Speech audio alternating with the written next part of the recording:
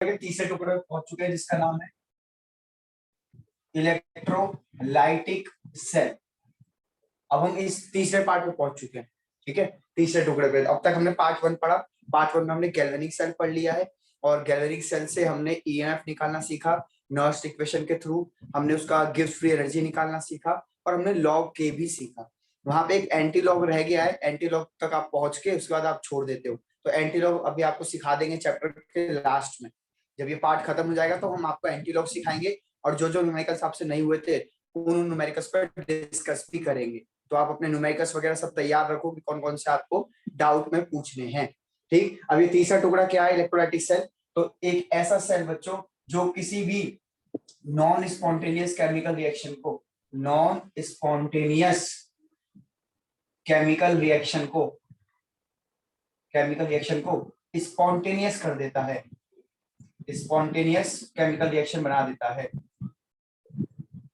उसको कहते हैं हम आपका इलेक्ट्रोलाइटिक सेल, ठीक। तो कोई भी नॉन स्पॉन्टेनियस केमिकल रिएक्शन है उसको अगर आपको स्पॉन्टेनियस यानी आपको उसको करवाना है, आप चाहते हैं कि हो जाए, तो आप इस सेल का इस्तेमाल करेंगे, इलेक्ट्रोलाइटिक सेल का, ठीक। यही एक बेसिक डेफिनेशन है इलेक्ट्रोलाइटिक सेल की। अब एनसीईआरटी में जो इलेक्ट्रोलाइटिक सेल दिया हुआ है वो बहुत कम दिया हुआ है, हम थोड़ा सा एक दो स्टेप और आगे पढ़ के चलेंगे, बस ज्यादा नहीं पढ़ेंगे, थोड़ा सा आगे, ठीक है। आप लोग अपनी किताब, अपनी जो एनसीईआरटी है वो भी ओपन करके रखो साथ साथ, फटाफट जल्दी से आप लोग एनसीईआरटी ओपन करके रखो ताकि मैं दिखा पाऊं कि जो मैं बता रहा हूँ वो सच में थोड़ा सा ज्यादा है, एनसीईआरटी में कम दिया हुआ है बच्चों, बहुत ज्यादा।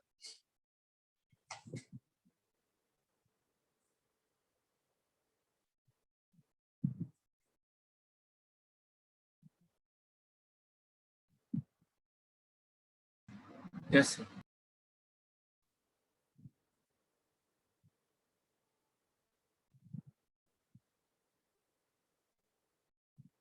ओके, आपने एनसीईआरटी ओपन कर ली होगी। अब सुनिए ध्यान से, तो इलेक्ट्रोलाइटिक सेल काम कैसे करता है उसको मैं डिस्कस करता हूँ, प्लीज आप फोकस करिएगा। मैं इसे रब कर रहा हूँ, ठीक है, इसको रब कर रहे हैं।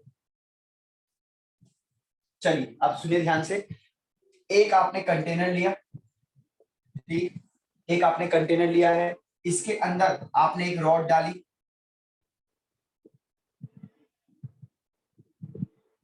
ये आपने रॉड डाली, और इस बार आप जो रॉड है बच्चों वो दो तरीके की लेंगे। एक रॉड लेंगे जो इनर्ट होगी, मतलब रिएक्शन नहीं करेगी, ठीक, जैसे प्लेटिनम की रॉड आप मान सकते हैं, इसको ग्रेफाइट की रॉड मान सकते हैं, ठीक। मतलब प्लेटिनम कहीं कहीं रिएक्शन कर जाता है, वैसे ग्रेफाइट की मान के चलो इसे आप। और दूसरी रॉड आप लोगे जो रिएक्शन कर सके, पार्टिसिपेट कर सके रिएक्शन, ठीक। तो हाल फिलहाल में इसको प्लेटिनम की मान के चल रहा हूँ, एक इनर्ट इलेक्ट्रोलाइट मान के चल रहे हैं कि ये प्लेटिनम की रॉड है, ये किसी के साथ रिएक्शन नहीं करेगी, आप ऐसे मान के चले, ठीक। और यहाँ पे आप लगा रहे हैं बैटरी, नेगेटिव पॉजिटिव, इस तरीके से। अब क्योंकि ये नेगेटिव टर्मिनल से कनेक्ट है बच्चों, तो ये कुछ इस तरीके से नेगेटिव हो जाएगी, और क्योंकि ये पॉजिटिव टर्मिनल से कनेक्ट है बच्चों, तो ये इस तरीके से पॉजिटिव हो जाएगी। ये जो चीज है ये गैल्वेनिक सेल है। जब मैं आपको नोट्स भेजूंगा तो मैं ये ना बनाकर पूरा यहाँ पे गैल्वेनिक सेल मैंने बना रखा है आपको याद कराने के लिए कि कैसे कैसे हमने गैल्वेनिक सेल बनाया है, तो आप प्लीज कंफ्यूज मत होइएगा। बैटरी फिजिक्स में ऐसे दिखाते हैं और केमिस्ट्री में पूरा गैल्वेनिक सेल हमने दिखा रखा है आपको, उस तरीके से दिखाते हैं। अब ध्यान से सुनिए, मान लेते हैं कि आपने इसके अंदर जो है, आपने इसके अंदर NaCl भरा हुआ है बच्चों, molten NaCl, molten NaCl। Molten मतलब होता है बच्चों पिघला हुआ, फ्यूज्ड, है ना, कहीं कहीं मोल्टन लिखा मिलेगा, कहीं कहीं फ्यूज्ड लिखा मिलेगा, फ्यूज्ड NaCl। तो जैसे आप इसको फ्यूज्ड NaCl डालते हो तो बेसिकली NaCl जो है वो इस तरीके से Na पॉजिटिव और Cl माइनस की फॉर्म में एग्जिस्ट कर रहा होगा, इस तरीके से, ठीक। और जैसे यहाँ से स्विच ऑन करते हो तो ये जो पॉजिटिव टर्मिनल है ये इसको अपनी तरफ अट्रैक्ट करने लग जाएगा, क्योंकि इसको इलेक्ट्रॉन्स की कमी है, तो ये नेगेटिव टर्मिनल को अपने पास अट्रैक्ट करने लग जाएगा, और नेगेटिव वाला जो है ये प्लस को अट्रैक्ट करने लग जाएगा, प्लस वाला यहाँ जाके चिपकने लग जाएगा। अब नोटिस करिए, तो यहाँ पे अगर कोई पूछे कि कौन सी रिएक्शन हुई है तो आप लिखेंगे सर Na प्लस था, इसने एक इलेक्ट्रॉन खाया और ये Na बन गया। Na प्लस कहां से आया, सॉल्यूशन से आया, एक इलेक्ट्रॉन कहां पड़ा था, रॉड पे पड़ा था, और ये चिपक कहां गया है, ये भी रॉड पे चिपक गया है। कोई बच्चा देख कर ये बताओ कि क्या ये ऑक्सीडेशन हुआ है या रिडक्शन हुआ है, बताओ। Sir reduction. रिडक्शन। रिडक्शन हुआ है, बिल्कुल सही जवाब। Na+ से Na जीरो ऑक्सीडेशन स्टेट पे आ गया है, तो बच्चों ये रिडक्शन हुआ है। उसके बाद कोई पूछे इस रॉड पे क्या रिएक्शन हुई है, तो आप लिखेंगे सर Cl- था, उसने रॉड को जाके एक इलेक्ट्रॉन दिया और रॉड पे बन के बैठ गया Cl। फिर से सुनो, Cl- था जो कि सॉल्यूशन में था, ये रॉड पे एक इलेक्ट्रॉन छोड़ता है और जाके रॉड पे ही बैठ जाता है। ठीक है जी बच्चों, ये है प्राइमरी चेंज। ध्यान से सुनना, इसको मैं बोल रहा हूं प्राइमरी चेंज। प्राइमरी चेंज अभी आप एनसीईआरटी पढ़ेंगे मेरे सामने और बताएंगे कि क्या एनसीईआरटी प्राइमरी चेंज और सेकेंडरी चेंज के बारे में कुछ बताती है या नहीं बताती। इसको भी बच्चों बोलते हैं primary change. Primary change. Then बच्चों आपको भी पता है कि Cl अकेला एग्जिस्ट नहीं करता। Cl कैसे एग्जिस्ट करता है, Cl2 की फॉर्म में। तो होगा क्या, ये दो बार प्रोसेस हुआ होगा, यानी एक बार और प्रोसेस हुआ होगा ऐसा ही कुछ, एक इलेक्ट्रॉन और ये Cl बना होगा। और बच्चों ये Cl और ये Cl, यानी कि ये Cl और एक और Cl जो कि रॉड पे बैठा हुआ है, ये दोनों Cl मिलकर Cl2 बना लेंगे रॉड पे। ये भी रॉड पे था, ये भी रॉड पे था और ये भी रॉड पे था, ये दोनों Cl मिलकर Cl2 बना लेंगे रॉड पे। इसको कहा जाएगा secondary change. Secondary change. Secondary change. तो दो तरीके के चेंज देखे जाते हैं। पहला, जब आपका, ध्यान सुना डेफिनेशन क्या बोल रहा हूं मैं, डेफिनेशन एज इट इज तो मैं प्रदीप से देखकर आपको फोटो भेज दूंगा, प्रदीप से नोट डाउन कर लेना अगर आपको करना हो तो। पहला कि जो ये चार्ज स्पीशी है ये रॉड पे जाके न्यूट्रल हो जाती है। ध्यान से सुनो, चार्ज स्पीशी है, ये नेगेटिव चार्ज है, ये पॉजिटिव चार्ज है, ये रॉड पर जाकर ये न्यूट्रल हो गया, ये यहां जाकर रॉड पे जाके न्यूट्रल हो गया। तो जब ये प्रोसेस हो, रॉड पे न्यूट्रलाइजेशन हो, तो उसको कहेंगे प्राइमरी चेंज। और रॉड पे चिपकने के बाद अगर वो आपस में ही रिएक्शन कर जाएं और कुछ नया बना ले, तो उसको कहोगे सेकेंडरी चेंज। तो यहाँ पे देखो सोडियम जो है वो अपने ही सोडियम से रिएक्ट करके कुछ नया नहीं बनाता, इसलिए सेकेंडरी चेंज यहाँ पे नहीं देख पाओगे। पर यहाँ पे Cl और Cl तुरंत आपस में जुड़ के Cl2 बनाते हैं, जो कि एक नया मॉलिक्यूल बन गया, तो इसको आप सेकेंडरी चेंज कहोगे। उम्मीद करता हूं आपको ये समझ आ गया। टेक अ स्क्रीनशॉट, क्योंकि नोट्स भेजूंगा थोड़े अलग है, आपको इस तरीके से भी नोट्स में डालना है। मैं इतना ही भर लेता हूं।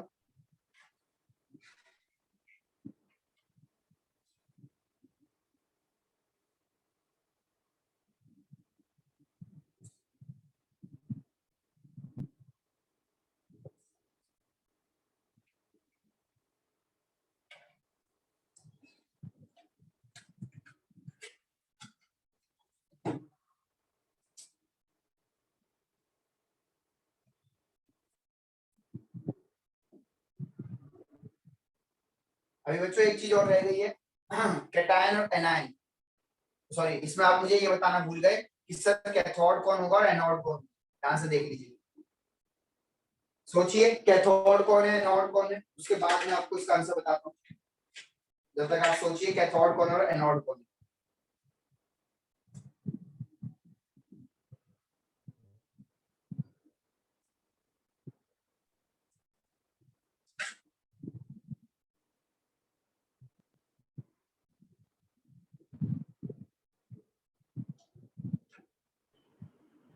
सर Na कैथोड है।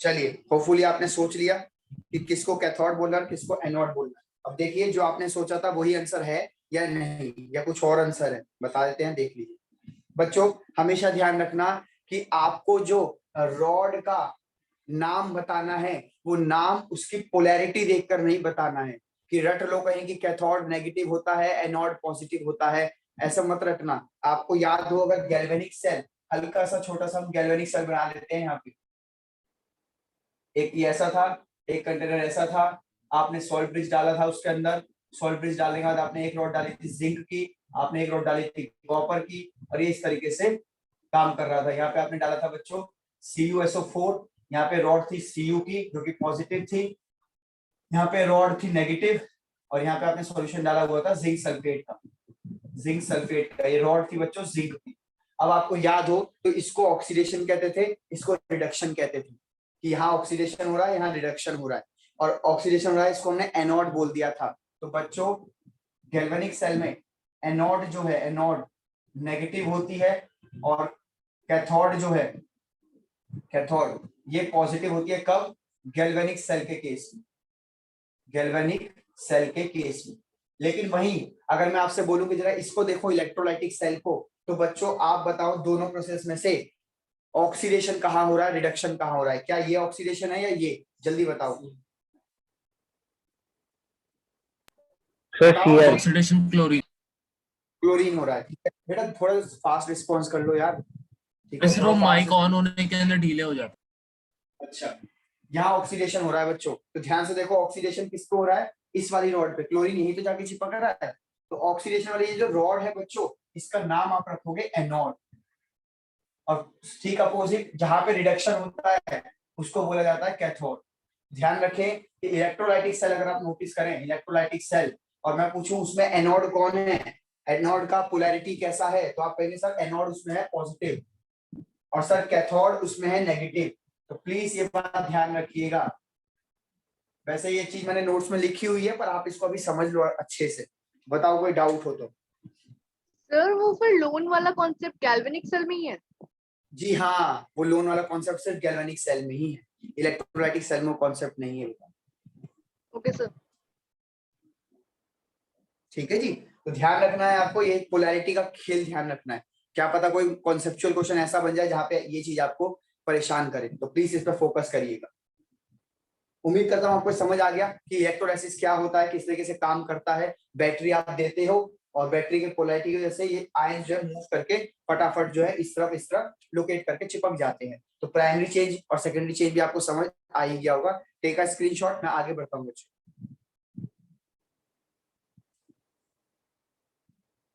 चलिए अब हम आगे बढ़ने जा रहे हैं, तो ध्यान से देखिएगा।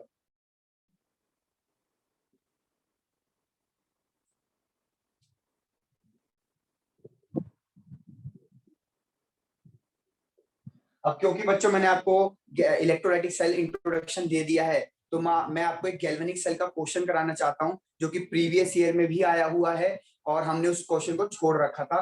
मैंने इसलिए छोड़ दिया था क्योंकि पहले मैं आपको इलेक्ट्रोलाइटिक सेल पढ़ाना चाहता था। जरा ध्यान से देखिएगा क्या वो है। ये क्वेश्चन आपको मिल भी जाएगा प्रीवियस ईयर में, और एनसीईआरटी में भी ये क्वेश्चन है। प्लीज मुझे देख के बताइएगा कहाँ पे है। एनसीईआरटी में ड्रॉइंग है पूरी 3 की, कुछ इस प्रकार से ये ड्रॉइंग है कि एक गैल्वेनिक सेल बनाया हुआ है। जल्दी से ढूंढना चालू कर दो, गैल्वेनिक सेल जहां है वहीं पे मिल जाएगा आपको। सॉल्ट ब्रिज आपने बनाया, यहाँ पे आपने एक जिंक की रॉड बनाई, यहाँ पे आपने एक कॉपर की रॉड बनाई, ये कॉपर की रॉड है, ये जिंक की रॉड है। ठीक, उसके बाद यहाँ से आपने एक वोल्ट मीटर डाला जिसमें आपकी रीडिंग आ जाएगी, और यहाँ से बच्चों आपने एक ये वेरिएबल रियोस्टेट डाला। ठीक, और यहां से आपने एक अपोजिट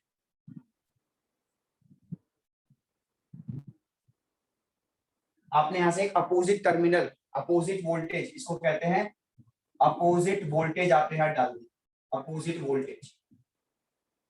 प्लीज इस तरीके की 3 ड्राइंग एनसीईआरटी में बनाई हुई है गैल्वेनिक सेल के पास, 3 ड्राइंग ABC करके। देखिए कहाँ है, मुझे बताइए, ढूंढिए, मिल जाए। यस सर, 3 ड्राइंग्स है। यस सर है। उसमें से सिर्फ एक में अपोजिट वोल्टेज है। मिल गई तीनों? Yes yes sir. सर।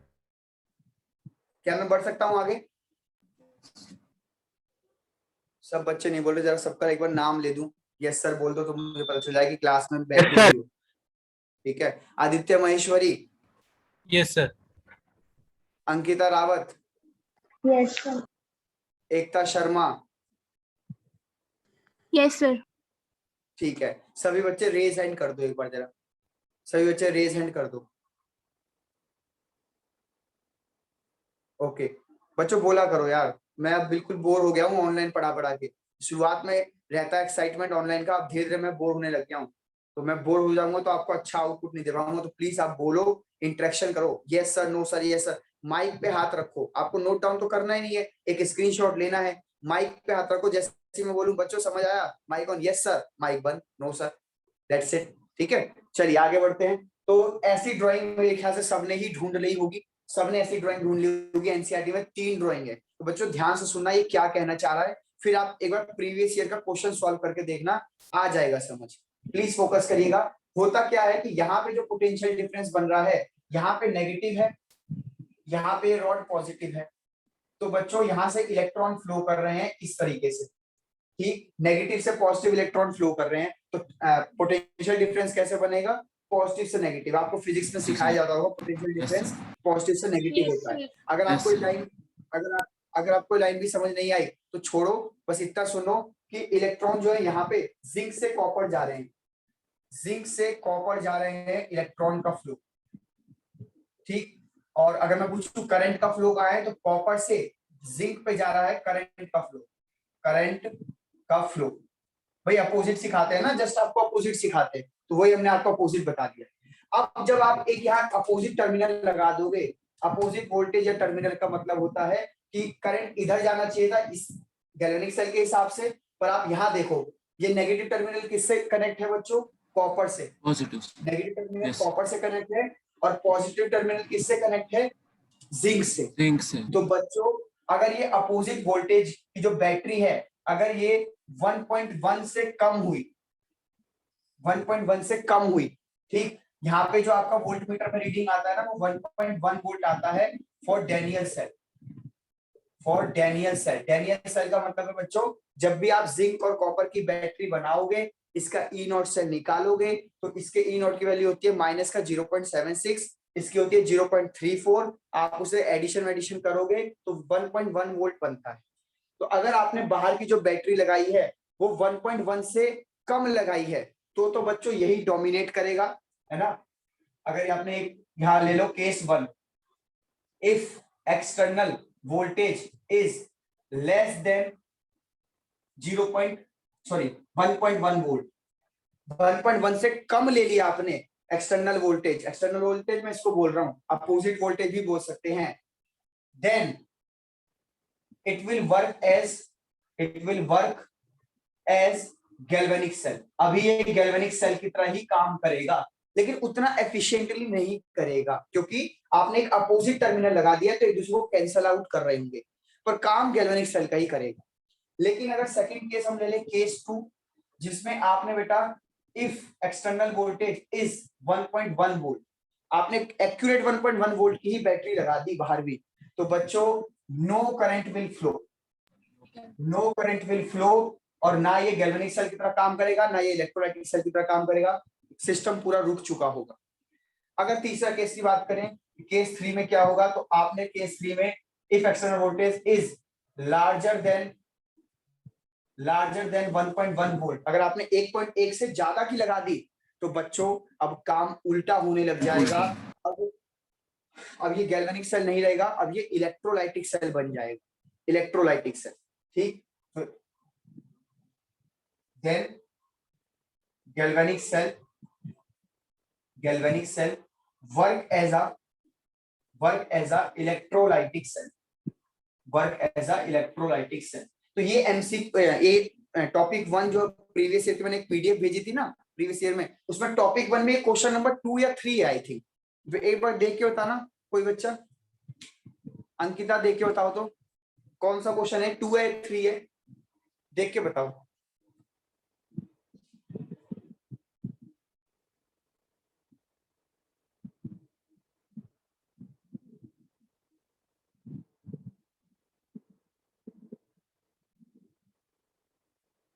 जल्दी देख के बताओ कोई भी बच्चा। Sir question number 3। Question Two है नंबर सर। 3 है, गुड। तो क्वेश्चन नंबर 3 है, तो आपको ये आंसर लिखना है। अब आप जाइए एनसीईआरटी में फोटोज पढ़िए, और फोटोज के बगल में पैराग्राफ लिखा है, प्लीज ध्यान से सुनिए, बिल्कुल भी लापरवाही मत करिए, चैप्टर आखिरी तक पहुंच गया है। अब लापरवाही करोगे तो 1-2 नंबर से हाथ गवा बैठोगे। बुक खोलो एनसीईआरटी, ये ड्राइंग ढूंढो कहाँ पे है, और उस पूरे पैराग्राफ को पढ़ो, यही कहानी लिखी हुई है, पढ़िए। और पढ़ने के बाद रेज योर हैंड कि हाँ सर हमने पढ़ लिया, हमें समझ आ गई। जल्दी करिए, फिर हम आगे बढ़ते हैं। सर ऐसा होता क्यों है लेकिन? क्या जी? सर होता क्यों है ऐसा? होता नहीं है ऐसा, हम कर रहे हैं बेटा, हम आपको करके दिखा रहे हैं कि अगर आपकी जो बैटरी बनी है उसको आप किस तरीके से खत्म कर सकते हो। करते नहीं है ऐसा, बस दिखा रहे हैं, कॉन्सेप्ट है। स्टॉपिंग पोटेंशियल का कॉन्सेप्ट होता है फिजिक्स में, फोटो इलेक्ट्रिक इफेक्ट में सुना होगा स्टॉपिंग पोटेंशियल, हमने केमिस्ट्री में ही पढ़ाया था, यस है ना। यस। तो ये वही हो गया बेटा, स्टॉपिंग पोटेंशियल। आप चाहते हैं कि आपका करंट ना बने, तो आपने स्टॉपिंग पोटेंशियल लगा दिया बाहर की तरफ, एक एक्सटर्नल सर्किट से जोड़ के रियोस्टेट लगा दिया, ताकि आप उसकी वोल्टेज को वेरी कर सकें। अब यार यस पहले तुमने लगाया 1.9 वोल्ट का, फिर तुमने लगाया 1.1 वोल्ट का, तो बार बार थोड़ी सर्किट तोड़ोगे फिर बैटरी जोड़ोगे। एक ऐसी बैटरी ले लो जिसमें ये वोल्टेज जो है आप वेरी कर सको। वेरी कैसे करोगे? रियोस्टेट से, इसलिए लगाया हुआ है। ठीक है, करिए, शाबाश।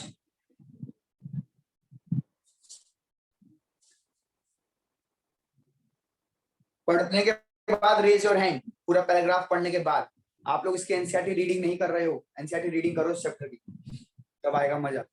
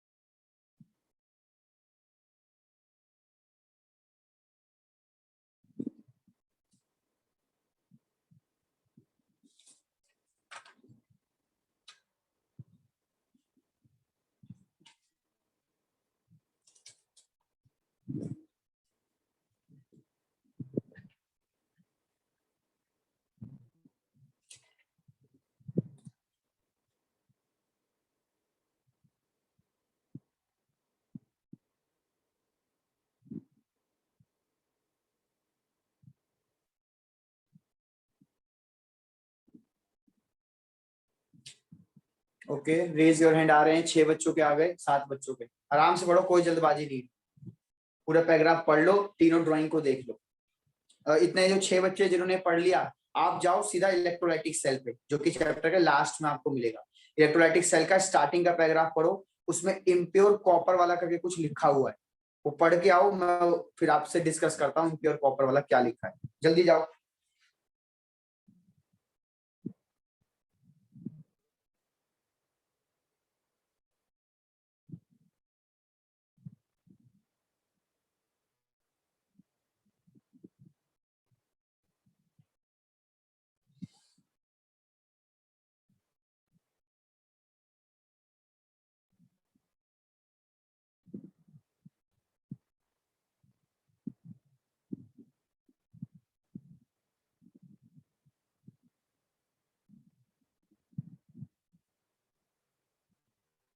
इलेक्ट्रोलाइटिक सेल पढ़ो, और उसमें अब मैंने आपसे कहा था बच्चों की इलेक्ट्रोलाइटिक सेल पढ़ो, और इलेक्ट्रोलाइटिक सेल में इम्प्योर कॉपर करके कोई पैराग्राफ दिया हुआ है। क्या आपने Yes. पैराग्राफ पढ़ लिया? यस पक्की बात? Yes sir. ठीक है, 1-2 मिनट और लो, पढ़ो, बाकी बच्चे ही पढ़ लो 1-2 मिनट लेके, मैं यहाँ तब तक ड्राइंग बना लेता हूँ। पढ़ो जल्दी, पढ़ के आओगे तभी समझ आएगा। जल्दी पढ़ो उस पैराग्राफ को। इलेक्ट्रोलाइटिक सेल हेडिंग होगी, और इलेक्ट्रोलाइटिक सेल जहां से हेडिंग है वहीं से पढ़ना चालू कर दो, आपको अपने आप मिल जाएगा कॉपर वाला।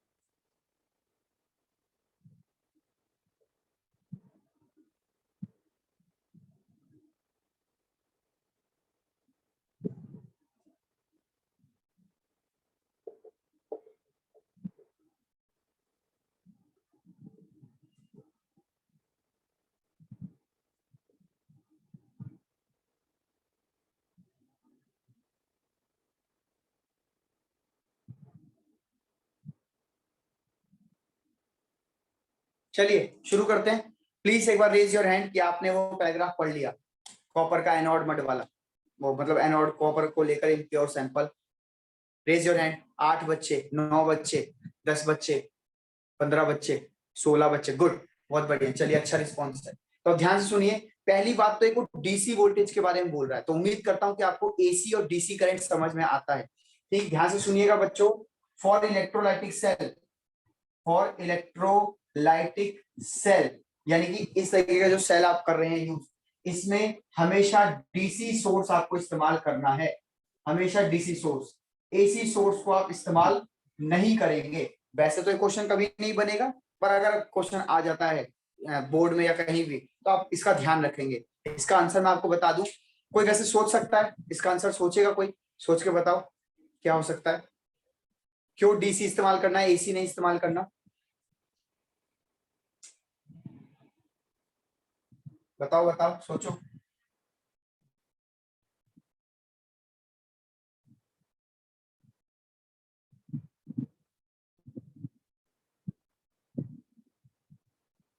सोचो बच्चों।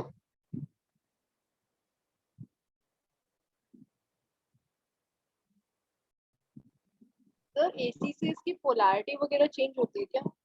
हाँ, गुड। सुनो, अब एसी और डीसी क्या होता है मैं आपको बताऊं पहले। डीसी सोर्स का मतलब होता है बच्चों डायरेक्ट करंट।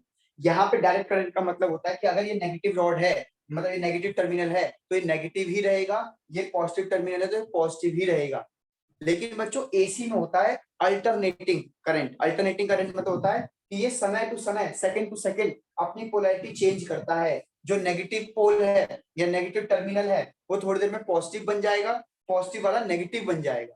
फिर अगली साइकिल में ये नेगेटिव बन जाएगा, ये पॉजिटिव, फिर अगली साइकिल में ये पॉजिटिव बन जाएगा, नेगेटिव। तो ये अपनी साइकिल जैसे जैसे घूमती है, अपनी पोलैरिटी को चेंज कर लेते हैं, कभी नेगेटिव कभी पॉजिटिव, कभी नेगेटिव कभी पॉजिटिव। और डीसी करंट में ऐसा नहीं होता। डीसी करंट में फिक्स हो गया है, ये नेगेटिव एंड है तो नेगेटिव, ये वाला पॉजिटिव एंड है तो पॉजिटिव। बताइए, क्लियर हुआ कि एसी और डीसी क्या होता है? Yes. ठीक है, Yes, sir. ओके। अब आगे सुनो बच्चों। अगर थोड़ी देर के लिए मान लो ये एसी है, थोड़ी देर के लिए मान लो कि ये एसी सोर्स है, तो होगा क्या? ये नेगेटिव टर्मिनल था, जैसे ही प्लस वाला इस पे आके चिपका, जैसे ही प्लस वाला आके इस पे चिपका, इसने अपनी साइकिल चेंज करी और अब ये पॉजिटिव एंड बन गया। तो पॉजिटिव एंड बनेगा तो अब नेगेटिव वाला इसकी तरफ भागने लगेगा। तो बेसिकली कहने का मतलब है खिचड़ी सी बन जाएगी। ये जैसे ही अपनी पोलैरिटी चेंज करेंगे, नेगेटिव से कभी पॉजिटिव, पॉजिटिव से कभी नेगेटिव, तो प्रोडक्ट इन पे कभी चिपक ही नहीं पाएगा। प्रोडक्ट कंफ्यूज हो जाएगा। जैसे प्लस वाला कैटायन भागेगा, जैसे प्लस वाला कैटायन है वहां भागा, तो वहां देख रहा था नेगेटिव है इसलिए मैं भाग रहा हूँ, वो नेगेटिव चेंज हो गया पॉजिटिव में, तो अब ये उसकी तरफ चिपकेगा ही नहीं, क्योंकि ये खुद भी पॉजिटिव है और रॉड भी पॉजिटिव हो जाएगी। इसलिए बच्चों यहाँ पे रिपल्शन चालू होगा और ये प्लस का जो कैटायन है यहाँ चिपकेगा ही नहीं। तो एसी सोर्स लेके फायदा नहीं है। जैसे आप एसी सोर्स लोगे, यहाँ पे रॉड पर आपको कोई भी प्रोडक्ट देखने को नहीं मिलेगा। इसीलिए हमेशा डीसी सोर्स लेना है कि पोलैरिटी फिक्स हो जाए। ये नेगेटिव रॉड है तो नेगेटिव ही रहे, पॉजिटिव रॉड हो तो पॉजिटिव ही रहे। आगे समझ नहीं आया? Yes, sir, आ गया। Yes, sir. ओके। अब एक चीज मैं बताना भूल गया, वो भी याद दिला दिया आपने, तो बता देते हैं। जो अभी अभी आपने टॉपिक पढ़ा था ना, conductance of electrolyte, conductance of electrolyte, उसके अंदर बच्चों आप कंडक्टेंस नापने के लिए हमेशा एसी सोर्स का इस्तेमाल करते हैं। जी हाँ, जो कंडक्टेंस हम नाप रहे थे, मोलर कंडक्टेंस, ठीक है, कंडक्टिविटी कप्पा जो हमने नापा, कंडक्टेंस जी हमने जो नापा है ना, जितनी भी हम मेजर कर रहे थे, उस केस में हम हमेशा एसी सोर्स लेते हैं। अब वहां क्यों एसी सोर्स लेते हैं? इसलिए एसी सोर्स लेते हैं बच्चों, क्योंकि अगर हमने डीसी सोर्स वहां ले लिया तो बच्चों वहां प्रोडक्ट चिपकने लग जाएंगे। अरे भाई, वो नेगेटिव मूव कर रहा था, पॉजिटिव मूव कर रहा था, वो अपने चिपकना चालू कर देंगे। अगर वो चिपकने चालू कर देंगे तो यहाँ जो अंदर आयंस हैं वो कम हो जाएंगे। अंदर अगर आयंस कम हो जाएंगे तो आप जो मेजरमेंट कर रहे हो वो मेजरमेंट परफेक्ट नहीं आ पाएगी, रीडिंग में दिक्कत आएगी। कभी आयंस बहुत ज्यादा थे, फिर आयंस कम हो गए, आयंस और कम हो गए, तो एग्जैक्टली कितना वो कंडक्टेंस देते हैं वो आप कभी नाप ही नहीं पाएंगे। इसीलिए हम एसी सोर्स लेते हैं कि जैसे वो यहाँ पे आएगा हम तभी उसकी पोलैरिटी चेंज कर देंगे और वो कभी चिपक नहीं पाएगा। तो कंडक्टेंस के लिए ध्यान रखना हमेशा एसी सोर्स, और इसके लिए इलेक्ट्रोलाइटिक सोर्स के लिए हमेशा डीसी सोर्स। वैसे कहीं नहीं पूछेगा आपसे, वैसे हमने आपको बता दिया, आप इसको स्क्रीनशॉट ले लो। चलो उम्मीद करता हूँ आपने स्क्रीनशॉट ले लिया। अब आ जाओ जो आपने पैराग्राफ पढ़ा उसको हम थोड़ा और बना दें। देखिए आपने जो पैराग्राफ पढ़ा उसमें ये लिखा गया है कि ये जो इलेक्ट्रोलाइटिक सेल का मेथड है ये इस्तेमाल किया जाता है। टाइम कितना रह गया? टाइम है, हाँ भाई टाइम खत्म होने वाला है, 40 मिनट होने वाला है, वापस आ जाना। ये चलो मैं मीटिंग एंड कर रहा हूँ, वापस से रिज्वाइन करो।